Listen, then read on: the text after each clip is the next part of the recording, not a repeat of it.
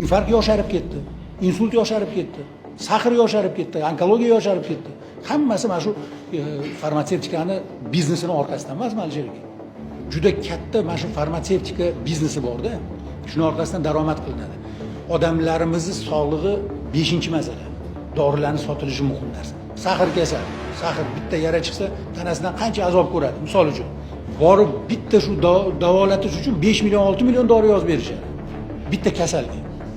Bu 5 millionlik dorining ichini qarasangiz, batlar bor-da, bat. Sahrga bat nima aloqasi bor? O'sha yerda o'tirgan odamlar shu dori biznesi bilan shug'ullanyapti. Qaysidir dorilar masalan odamga mayli quvvat berar ekan, boshqadir bilmadi, bu narsalarni bilmayman, hozir gap u haqida emas. Gap bu yerda kasalni tovarga aylantirish degan tushunchani O'zbekistonda yo'q qilish kerak. Kuchli dori vositalariga faqatgina mana hozir deputatlarimiz tashabbus qilgandagi jarimani ko'tarish emas, umuman qizil retsept to'xtatyaptimi, effekt beryaptimi? Beringlar antibiotikka hammasini qizil retseptga. Sotib bo'lmasa, вообще